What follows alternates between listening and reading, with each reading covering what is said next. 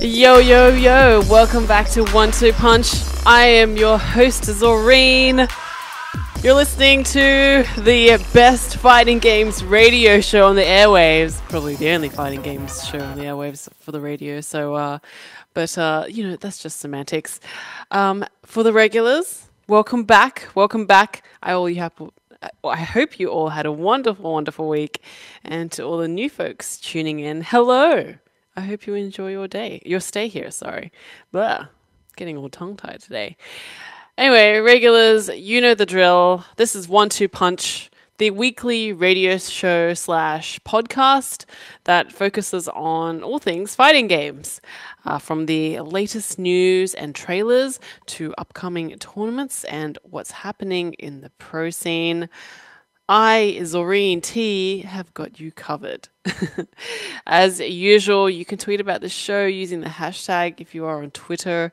That is hashtag 12punch or 12punch. I read all the tweets, all the social medias, so thank you to everyone who sent stuff through. And if you have any questions or anything that you want us to talk about or address here on the show, any guests that you'd like to request onto the show, you can feel free to tweet that using the hashtag as well. Or you can tweet at me directly. I'm also on Twitter, as it so happens, the social medias. I am at Zorine.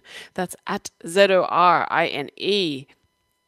If you prefer, you can also leave a comment on YouTube. That's right, we are on YouTube for those who like watching their podcasts in video format. We are there on YouTube where the show gets posted every week as well after airing. So you can watch it on the screens and things if you want.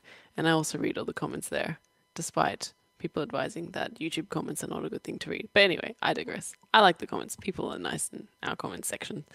Otherwise, you can also tweet at us at Esports Network. That's at Esports, one word, ESPORTS Network. For some reason, I had to visualize that in my mind to spell it out. Anyway. And yes, we're also out as a podcast afterwards. iTunes, Google Play, you name it, we're there. Someone asked if we're on TuneIn. I checked. We are on TuneIn as well. All the things. So today's news that we're covering, quite a bit of a mixture, which is nice. Nice to see a mix because it means a lot of different fighting games are getting love, which is great. First up on the list, E-League announced that they are expanding with Tekken 7, which is very, very exciting.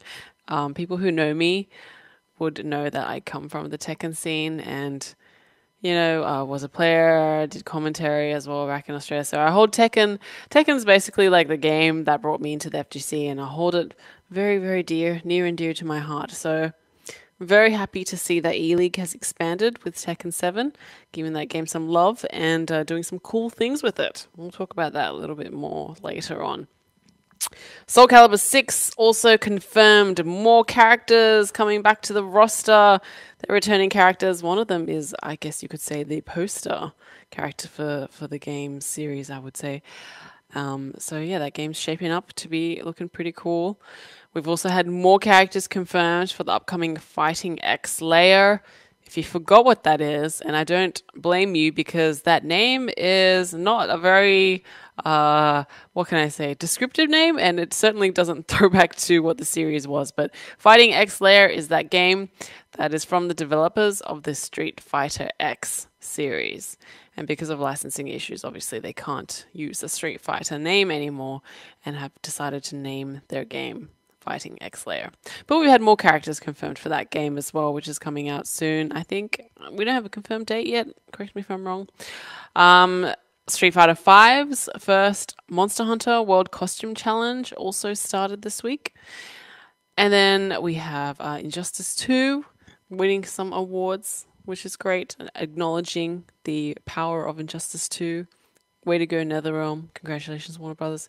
And of course, we have upcoming tournaments because CPT is a thing that is happening. That's right. The Capcom Pro Tour, which for those of you who aren't aware, is the year-long league, runs all throughout the year. It's run by Capcom for Street Fighter V. Has a point system. Players enter various tournaments, and depending on how they place, they get points, and they accumulate these points by entering events throughout the year. And the very first of the premier events which is, I guess, the most, you could say, prestigious events that occur in the Capcom Pro Tour. The first of these is happening very, very soon, so that'll be exciting. But we'll talk more about that in a second. Now on to the first bit of news that we have to talk about. Tekken. Yay, I love Tekken. You could say that E-League's taken it to the next level. Yeah, not sorry. I love those Tekken puns. I could go all day with those Tekken puns. Anyway, so E-League has announced the Tekken Team Takedown, Triple T. This tournament series will start on Saturday, March 3rd. Coverage starting at 2 p.m. Eastern Coast Time, EST, on Twitch, which is 11 a.m. here, Pacific. So on Saturday, basically midday-ish, coverage will start on Twitch. And then after the live tournament on March 3rd, coverage will then transition over to TBS for a 4-part feature series that will premiere on March 16th. So it's quite a gap, actually, in between these two tournaments. I wonder what the go is with that. Really curious to see how that'll go. But anyway, 4-parter as well. So the tournament itself, the series, features 20 of the top Tekken 7 players in the United States. So 20 players have been invited to compete, and they've been split up into 4 teams in a single elimination bracket. Now, if my mathematics skills are correct, that would mean that each team has 5 players on it. So yes, it's a team tournament, a single elim, but each team has 5 players on them. And I guess if you haven't, or if you're not very familiar with how a team tournament format works in fighting games, I know it can be confusing, so I'm going to try my best to explain it now, because I've participated in team tournaments before. It's actually very straightforward once you've got your head wrapped around it. But anyway, so let's just pretend for now that let's pretend it's a 3v3 team format. Let's pretend that you, the listener, and myself and one of your friends were on a team of 3, okay? And then we're going to verse another team of 3. It's not like everyone's fighting at the same time. Basically, you want to put your best player last, and then I guess who you would determine to be your weakest player, or maybe, some people even throw their strongest player up front because, why not? YOLO. Anyway, it's up to you, personal preference. Let's pretend I go first, and then I verse our opposing team, and then they throw their player up first, and then I beat them. Then their player's knocked out. Say I beat them in a best of 1 or best of 3 games. Who knows? It depends on the tournament format. But once I beat them, they're out, and then it moves on to their second player. And then I have to face their second player. And then if their second player beats me and knocks me out, then it's up to, our second player on our team to face them. And so on and so forth. And it keeps going until all the team's players have been defeated. And then their opposing team who beat them comes out victorious. So that's how a team tournament works. Basically, once your player is down, they're down and they can't come back in that fight. And then I think you can also change up the order as well once you move on to the next match. So, for example, if you want to put me last in the next match and have me be last desperation, last resort player, then yeah, sure. Then you can put me last. Or, when, stuff like that happens, it's very funny when it happens because sometimes the opposing team, their first player will wipe out the first 2 players who they're fighting against. And then it's up to the last person to make a comeback. And then the last person does make a comeback and does what's called a reverse OCV, which is 1 character victory, which basically means you managed to scrape the win out using the very last person in your team, because OCV, 1 character victory. Anyway, yeah. So yeah, I actually think team tournaments are a lot of fun, and I think actually that the FGC in general could benefit more as a whole from more team tournaments. I think that would help, spectators and viewership follow storylines more easily, because that's a big problem that we have right now. I think one of the reasons why FGC or fighting games, as an esport, are finding it so hard to compete with games like Counter-Strike or League of Legends or even Overwatch in terms of viewership is because it's a bit harder to follow the storylines, especially if you're coming into it as a new new person and who doesn't really watch fighting games. But when you're rooting for a certain team or a specific team, I think it's much easier to keep up with them and easier to, you know, just like follow the storyline, see where they're going, and like you can associate yourself with the team and get behind them and feel like, you know, you really want to cheer for them. So I think it's really cool that E-League has put forward a team tournament and has chosen Tekken 7 as a game to do that with. Hopefully, you know, maybe they'll come back and do it with Street Fighter. We don't know whether or not they're going to return with the Street Fighter Invitational this year. I know the last one, I would say, was pretty cool, was moderately successful or very successful. There was a lot of cool things that happened. So great to see that E-League is still putting forward stuff in the FGC and still doing stuff. But hopefully, you know, they'll do something with Street Fighter this year as well. I know I really enjoyed the Invitational. For all the storylines and things that happened, the K-Brad versus Wolfcrow, like all the things that happened were really, really great. So I hope E-League continues to do more fighting game stuff and, you know, maybe even bring back Street Fighter 5, but who knows, you know, it's a pretty competitive space now and CPT's like about to start. So, and there are more premier events than it feels like ever before. So it's getting pretty competitive out there. But anyway, if you are in Atlanta, you can actually join the live audience for this Tekken Team Takedown event. Tickets will be free, but you need to reserve them online via the E-League website.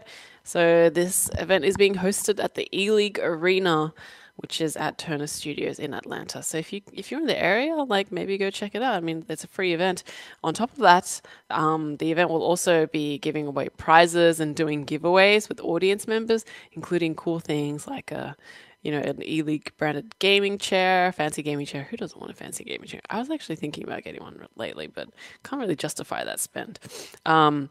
So cool things like that, arcade stick, blah, blah, blah. Like basically it's just like incentive to go. It's a free event. Why not? If you're in the area, why not? Go watch some good Tekken experience. On top of that, they also included the talent lineup in the announcement. So Richard Lewis, E-League's host, will be returning to host the desk. Then we have Sajam, Tasty Steve, Rip, Markman, all pretty much staple names in the Tekken scene, also participating in the event. And Michelle Morrow will be on hand to do interviews with players and stuff. So that's really cool. All the games in E-League Tekken Team Takedown, gosh, I have to really make sure I pronounce all that properly, will be one-on-one, and it's single elimination. So a team will win a match once they eliminate all players from the opposing team, which is like how I explained before. And yeah, cool. It's going to be really exciting, I think. And yeah, it's just, I'm, curious how people will react to the team tournament format. Definitely keen to hear your thoughts. If you, love seeing them, hate them, want to go back to 1v1s, strictly for players. But otherwise, I think it's an interesting time, for fighting games in general. So it's hard to tell what people want to see these days. It's hard to predict. Do people even want to see another Street Fighter Invitational from E-League? I know I do, but I don't know if anyone else does. I really don't know. So do let me know if you have thoughts on this.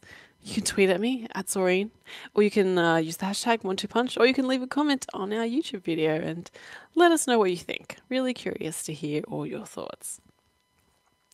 Moving on to the next bit of news, Soul Calibur 6 continues to shape up with more announcements.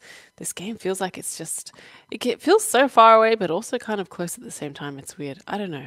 Anyway, the latest trailers, Bandai Namco released 2 trailers revealing 2 characters who are both returning characters.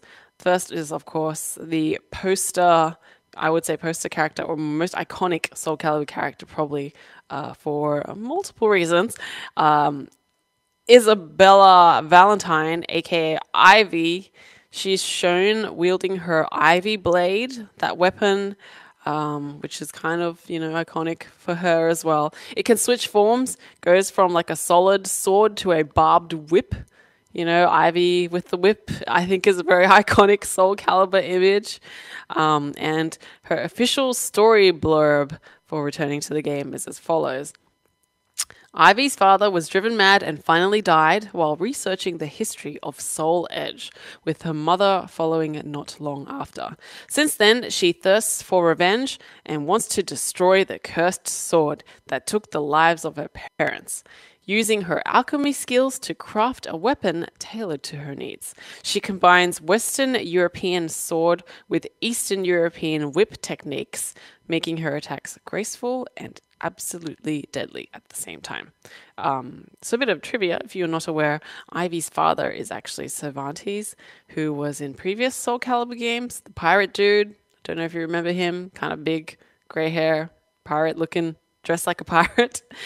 He hasn't been confirmed for Soul Calibur 6 yet, even though technically he's dead. But, you know, with fighting games, characters who die don't really die. Like, they can come back at any time. We know that. This is just fighting game canon. Like, if they're dead, it doesn't mean that they're gone forever from the game, right? And of course, this is a game with things like cursed swords and stuff. So, you know, could be any reason to resurrect him. So we don't know if he's coming back. But, yeah, so Ivy's back. And, you know, from what I saw of the footage, so she's got her own gameplay trailer. Both of the characters do, actually.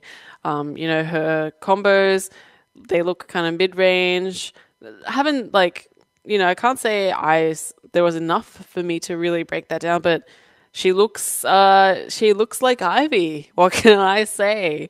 It's Ivy. Her iconic costume is back, and her whip, her great whip that everyone loves is back. So yeah, we'll be right back after this break to talk about the second character who was confirmed. Hello everyone, welcome back to 1-2 Punch. I'm your host Zorine.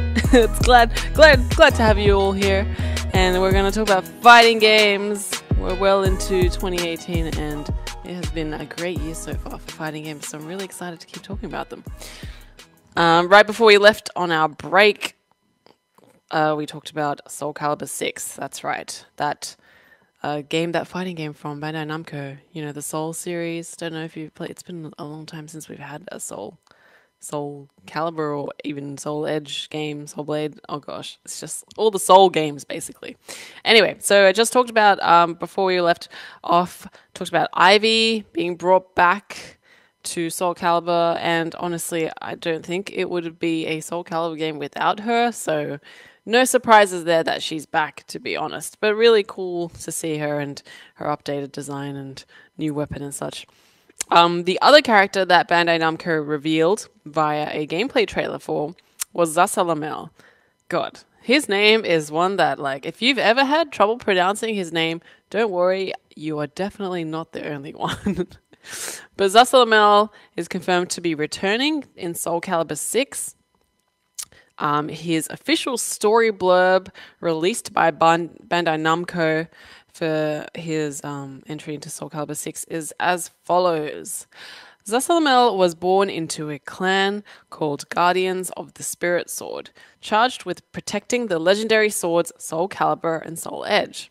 While he was exiled from the clan for breaking their sacred laws, Sawmill nonetheless managed to discover the secret of reincarnation, making him a mighty magician and dangerous foe.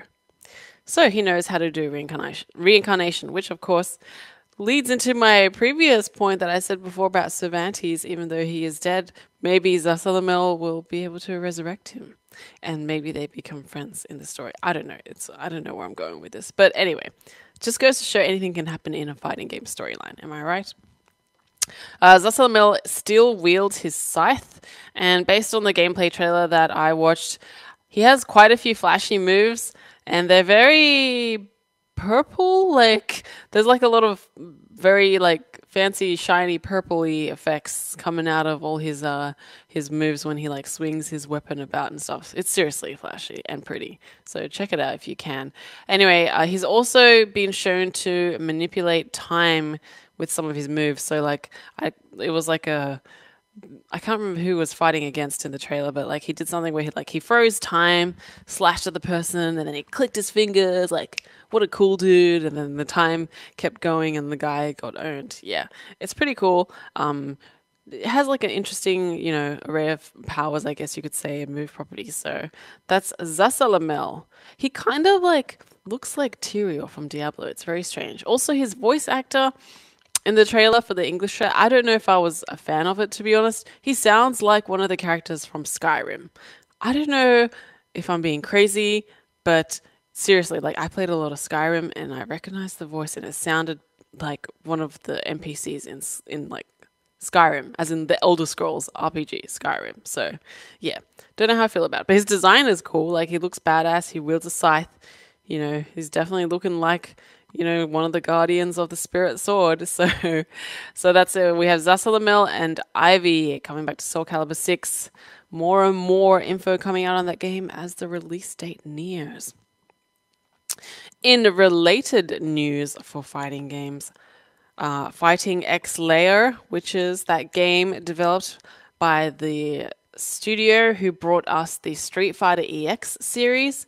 That's right. You might think, you know, as a child, and I did too, reasonably so, I think, that the Street Fighter games and the Street Fighter EX games were made by the same people. Turns out, no.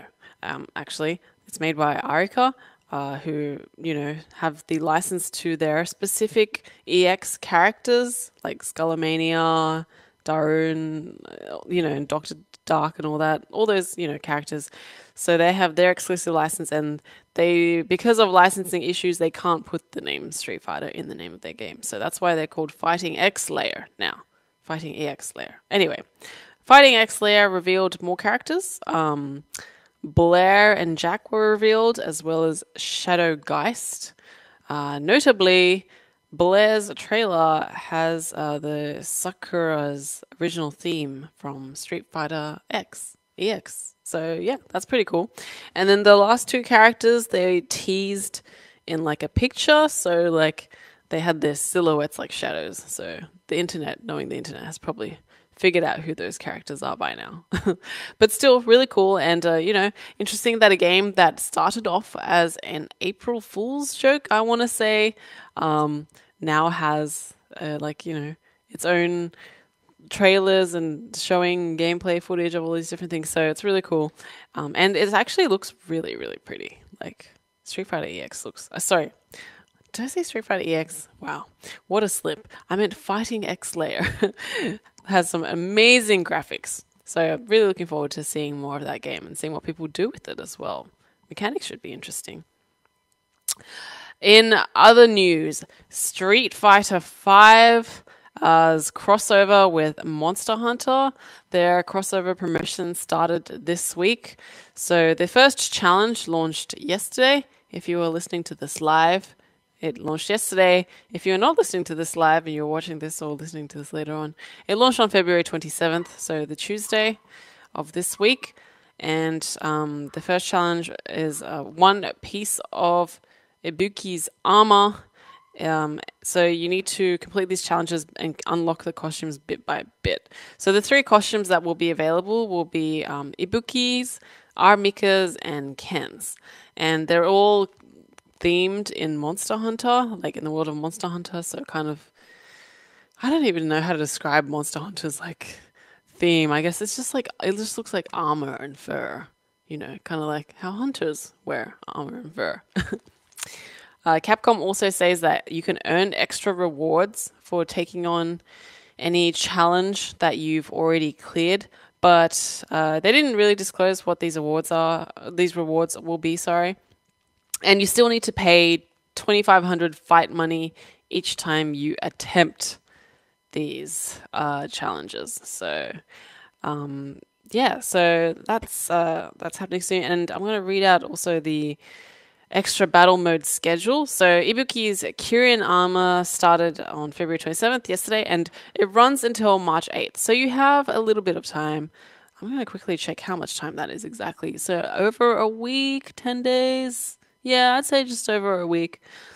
I don't know why my calendar's not. Here we go. Just over a week. Almost 2 weeks, actually. So to complete Challenge 1. And then Challenge 2 starts on March 8th. So each armor has 4 challenges that you need to complete to unlock all of them. And if you miss the first one, you're done. Like, if you miss the first one, you can't go back or anything. Like, once they're over, right? So you have a limited amount of time now to complete Ibuki's one, which is February 27th to March 8th. Do the extra challenges. And then Challenge 2 starts on March 8th and runs until March 15th. And that's also the same time that Armika's challenge opens up as well. So there's some overlap. I think there's like a couple of overlaps between the 3 different characters, like Ibuki's, Armika's, and Ken's. So yeah, if you want to unlock that exclusive armor, you better get on that challenge ASAP so you don't miss out. Because if you miss the first one, then the other ones, like, you shouldn't even really bother unlocking those. Also, on the other spectrum of things, if you are a Monster Hunter World fan or player, the first Street Fighter event quest is now available, but only for, and I think this is really cool, get this, only for PS4 players who have save data for Street Fighter V on their consoles. So if you own Street Fighter V on PS4 and then you also play Monster Hunter World on the same PS4, then you can start this quest.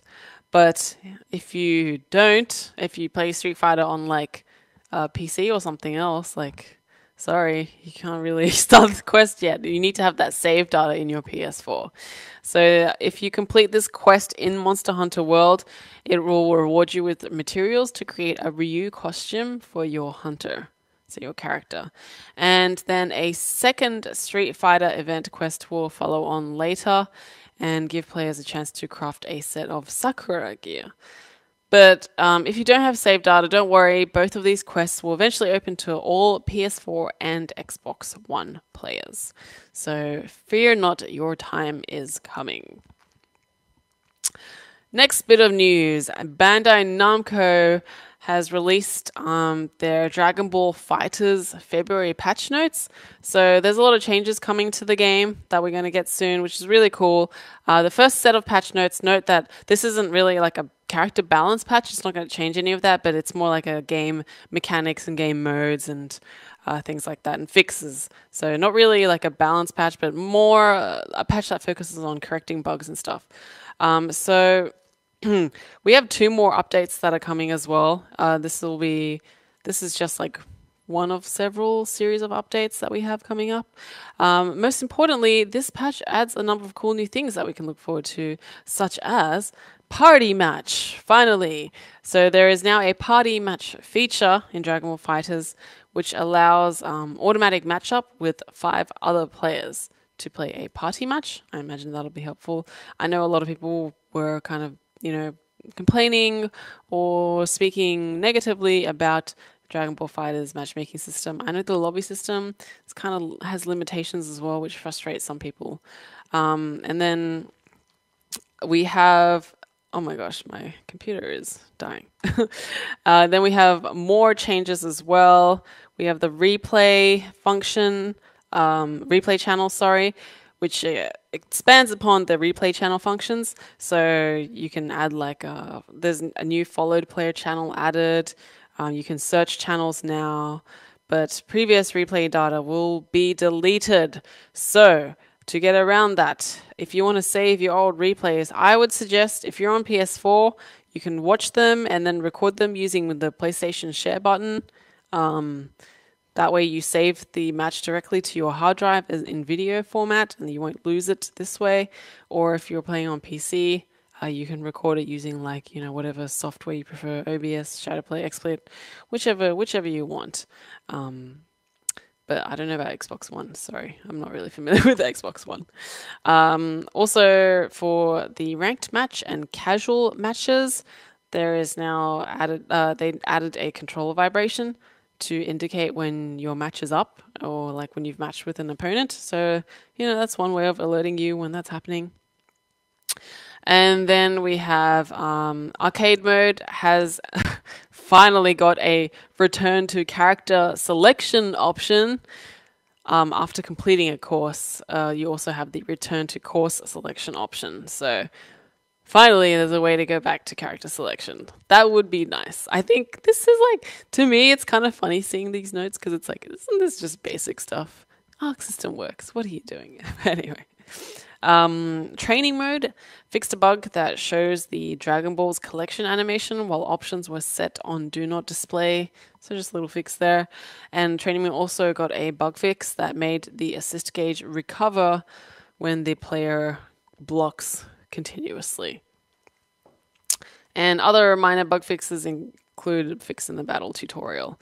Then there were like a bunch of character fixes as well. I think none of them are really like huge, sweeping, just like little things that prevent animations or make things disappear when they're not supposed to. So just a bunch of characters got hit with some fixes there. So cool to see that they're still tweaking and responding to feedback about the game as well from the public and fixing problems when they arise. So that's good.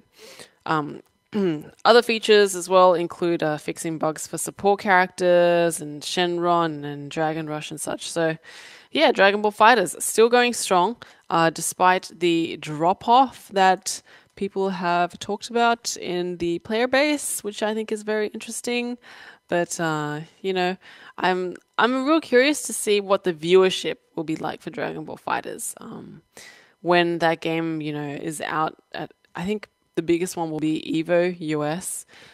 Like, we don't know what the finals schedule is going to be yet, but it'll be interesting to see how people react and how the viewers react to Dragon Ball FighterZ on, you know, the schedule, on the live stream, on the big screen, everything, in fact, because, you know, Dragon Ball FighterZ took a big spot, in a very, very competitive space.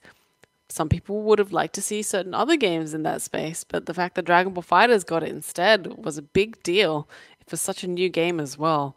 But I think either way, like, I'm really excited to see what action goes down for Dragon Ball FighterZ in the near future and where the competitive scene goes, especially after hearing that the player base has dropped off very, very sharply on PC, on Steam. You know, the game brought in a lot of newcomers to the FGC, people who don't usually play fighting games.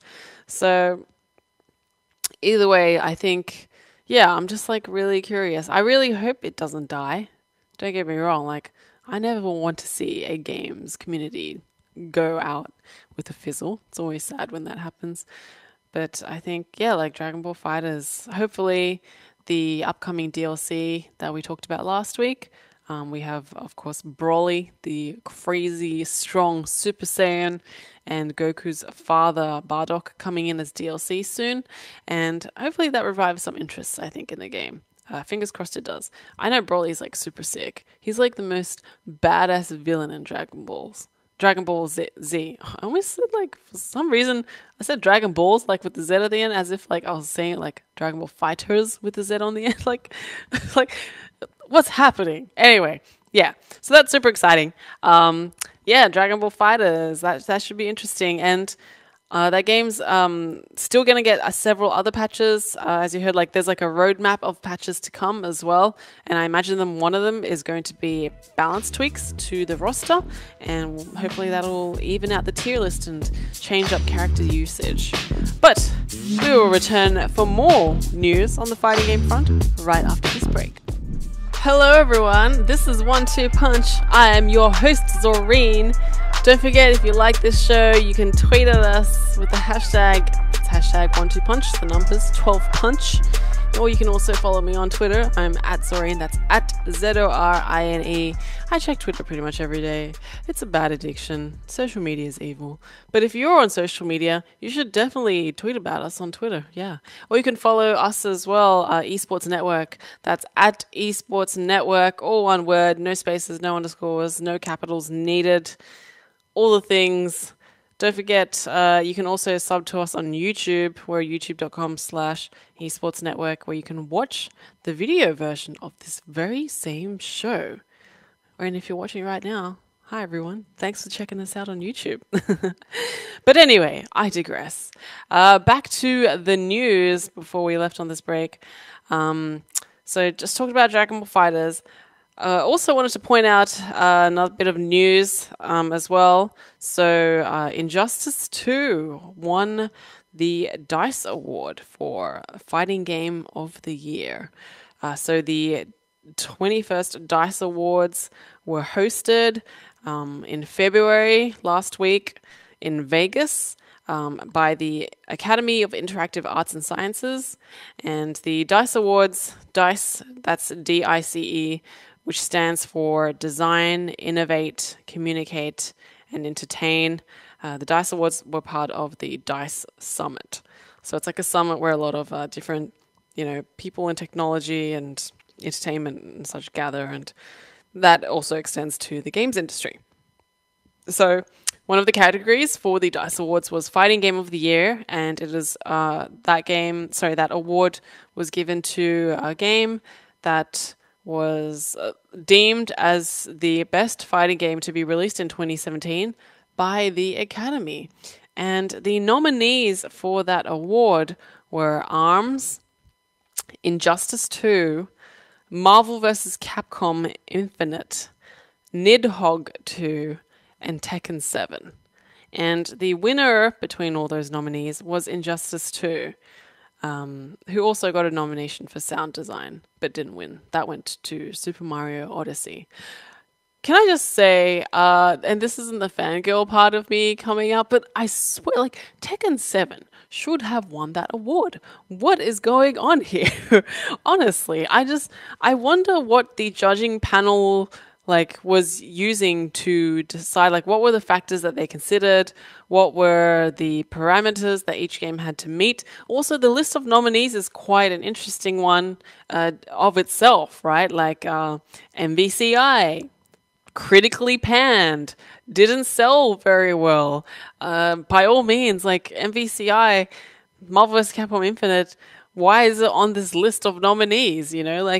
Were they scraping the bottom of the barrel here? What was going on? And Nidhogg 2 is not really a fighting game. I acknowledge that Nidhogg, which is, if you haven't played it before, it's kind of like this, it's a 1v1 strategic game where you play as a character who's dueling with another character and you both have swords. So you're kind of like fencing, but there are other mechanics that you need to consider. You can throw the sword, you can pick up a new one, and then, if you die, your character respawns, and it's like an endless brawl type thing happening. There's other random little things happening as well in the background. You kind of jump around the environment, you climb up on things, and there's just there's different things to consider in Nidhogg, but I don't think it makes it a fighting game necessarily. I would have called it something else, not a fighting game. But yeah, the fact that it's even on this list, Nidhogg 2, is very strange to me, and that it's with MVCI as well. So that in of itself makes me kind of think what is going on with the DICE Awards, right?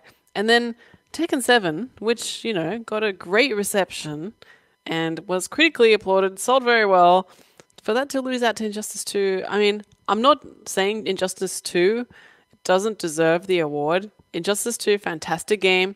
NetherRealm Studios is, showing that they're continuing to update it, giving it a lot of love, really listening to the community and interacting with them on social media, on the internet, and always, bringing out new content for them, which is really nice. And I think that's really awesome. And I think, it's something that all studios should do if they're do this and follow their example if they're able to. I know patching a game costs a lot of resources and money. You need a lot of people to work on things like that and stuff. It's just there's more that goes into updating and patching a game than I think a lot of people realize.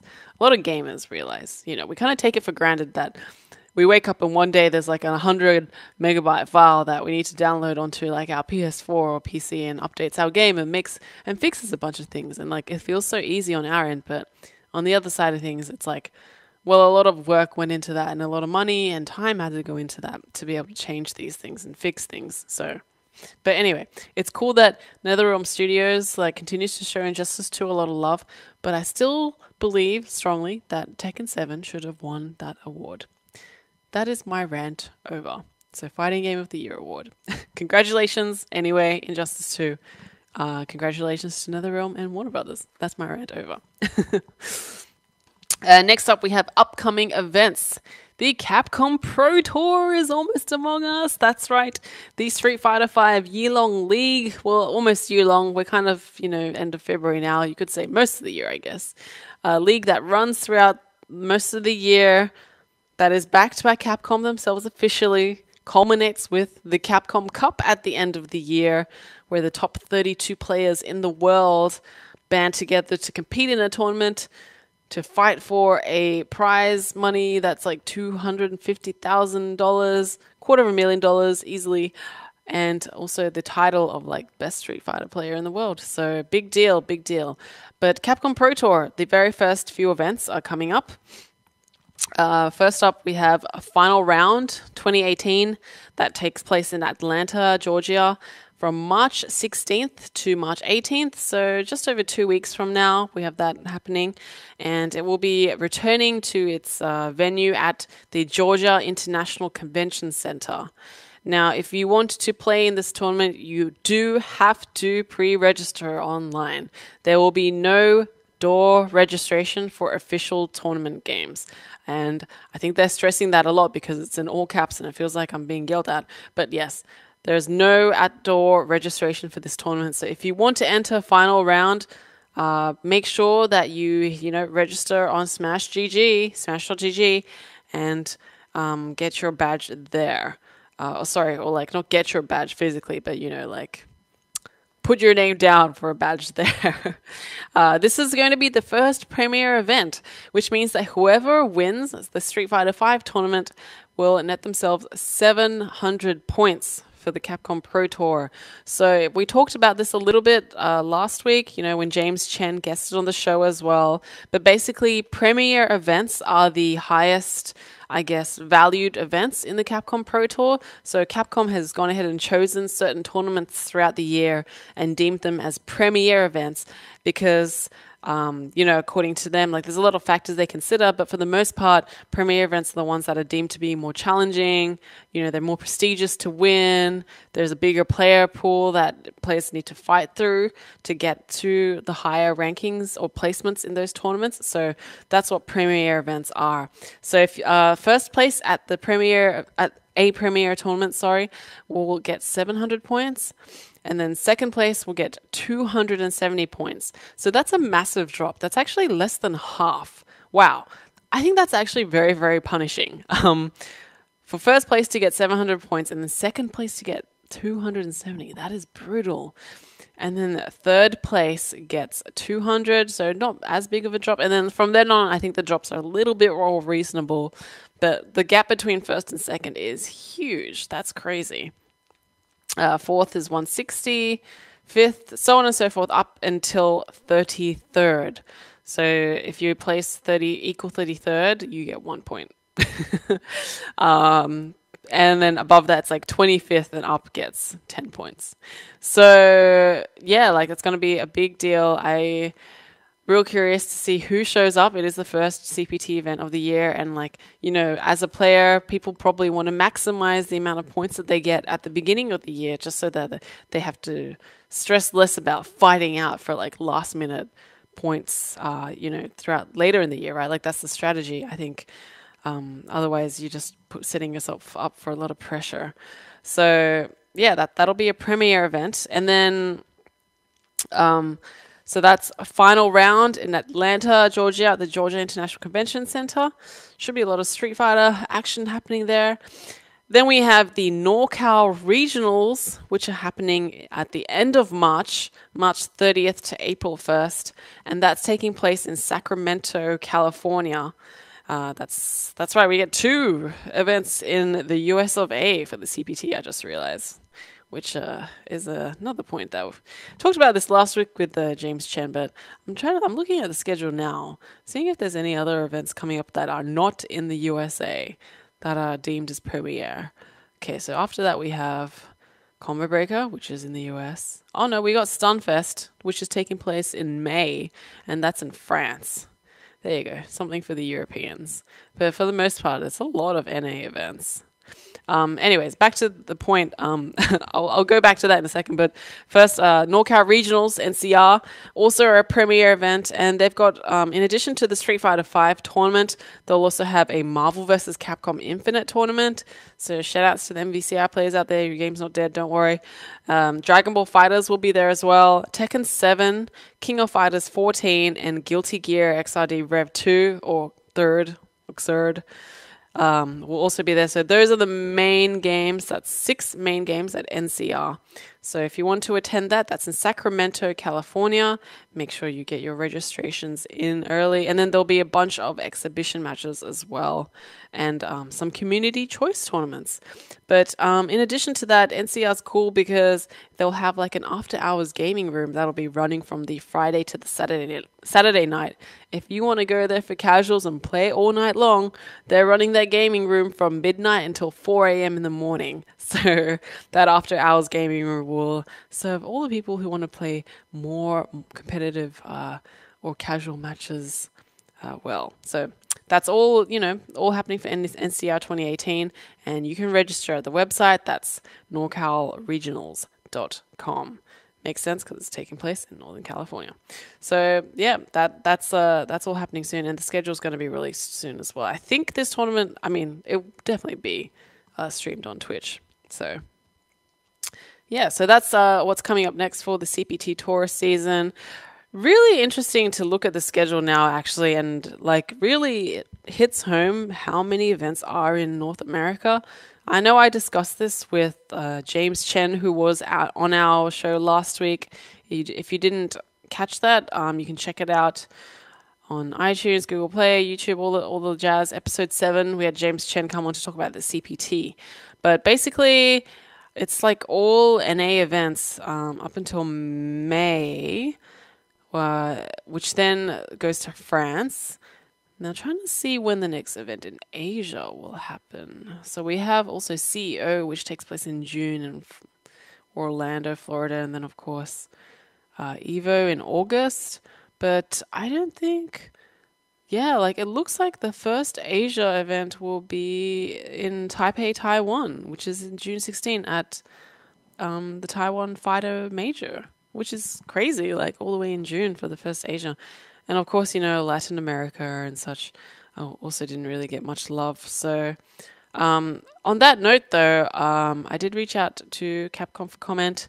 They didn't say much, but based on what I'm hearing, it sounds like they may be releasing a statement to address, the lack of events in other regions, or premier events. Sorry, let me correct myself. In other regions. Let's not forget there are also ranking events that are happening. So ranking events are a step down from premier events. You can still win points at ranking events if you choose to compete at them, but you don't get as many points. And ranking events generally are deemed as not as prestigious or competitive, which is why if you win them, you get less points. So if you place first at a ranking event, you get 150 points. Second place gets 70, third gets 40, and then so on and so forth, all the way down to 7th place, who gets 1 point.